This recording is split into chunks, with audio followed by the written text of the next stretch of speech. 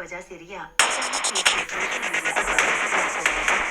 जैसे ही रोहित ने रिया को अपने सोशल अकाउंट से भेजी, उसके मोबाइल स्क्रीन पर एक मैसेज पॉप करने लगा। Sorry, this content is not acceptable. इसका मतलब साफ था, मैंने इस बच्ची को उसके सोशल मीडिया अकाउंट पर ब्लॉक कर दिया था। इतनी नन्ही सी बच्ची का गुस्सा देखकर रोहित हैरान हो गया था। अभी रोहित ये बात सोच ही रहा था कि आखिर नन्ही सी बच्ची के अंदर इतना गुस्सा कैसे हो सकता था कि रोहित के कानों पर आर्यन की आवाज पड़ी। आर्यन बस रोहित के पीछे सोफे पर खड़े हुए रोहित की फोन स्क्रीन में झांक कर देख रहा था। आर्यन को इस तरह अपने फोन में झांकते हुए देखकर रोहित एक सेकंड के लिए शॉक हो गया।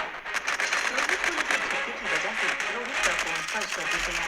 फोन उठाते हुए रोहित ने अपने एटीट्यूड में आर्यन से बिल्कुल कैजुअली कहा, अगर वो दोस्ती नहीं करना चाहती तो कोई बात नहीं, जो करना है वो करो। ये कहकर वो फोन रखकर चला गया। रोहित को अपने कमरे की ओर जाते देखकर आर्यन ने तुरंत पीछे से खींचकर रोहित का रास्ता रोक लिया।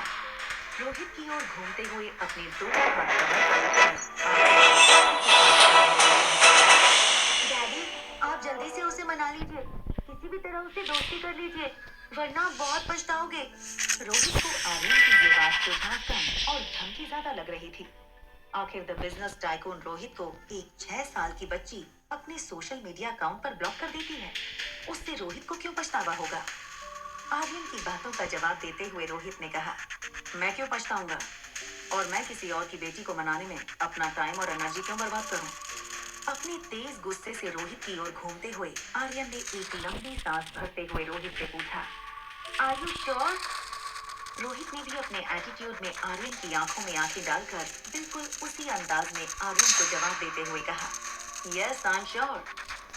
कहीं ना कहीं रोहित जरूर सोच रहा था कि आखिर रिया थी तो उस इडियट की बेटी जिसने अनिका को फंसाकर उसे बिन मैरिज किए मां बना दिया था, और शायद इसीलिए उसके तेवर भी बिल्कुल उसके बाप जैसे हैं। रिया के बारे में सोचते हुए अचानक रोहित के मन में लिटिल एंजल का ख्याल आया।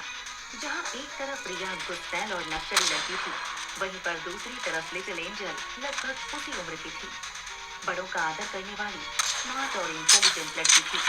लिटिल एंजल की याद आते ही रोहित ने अपना फोन अपनी जेब से निकालकर लिटिल एंजल की लाइव स्ट्रीमिंग ऐप पर लॉग इन किया।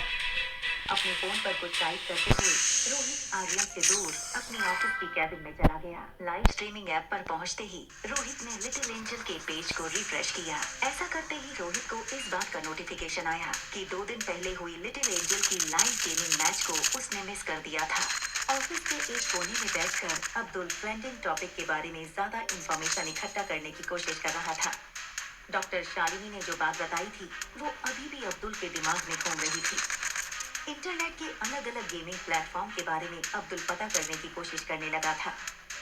अब्दुल औरों की तरह सोशल मीडिया अकाउंट हैंडल करने में एक्सपर्ट नहीं था, मगर वो किसी तरह आर्यन और गेम ये 2 शब्द टाइप करके नेट पर इस तरह की किसी भी इंफॉर्मेशन तक पहुंचने की कोशिश कर रहा था।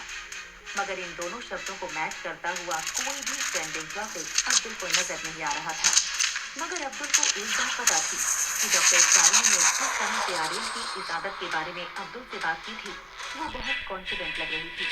और एक बात डॉक्टर शालिनी अच्छी तरह से जानती थी, अगर उसका इस तरह का झूठ पकड़ा गया तो रोहित के पास आने का ख्वाब उसे हमेशा हमेशा के लिए भूलना पड़ेगा। मल्होत्रा हाउस। अंजलि मामी के कहने पर रिया ने अपने मैथमेटिकल ओलंपियाड असाइनमेंट जबरदस्ती कंप्लीट किए। मैथ्स के प्रॉब्लम से बोर हो चुकी रिया ने अपनी लाइव स्ट्रीम स्टार्ट की। जैसे ही रिया ने अपनी लाइव स्ट्रीम शुरू की, पुराने और नए फॉलोअर्स के कमेंट आना शुरू हो गए।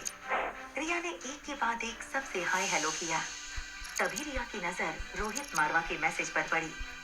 रोहित मारवा, जिसका लॉगिन आईडी नाम RM था, उसने रिया के पेज पर हेलो लिटिल एंजल लिखा था, क्योंकि रोहित रिया का सेकंड हाईएस्ट सपोर्टर फैन था। रोहित की कमेंट रिया की स्क्रीन पर बोल्ड और बाकी फैन से बड़े अक्षरों में दिखती थी।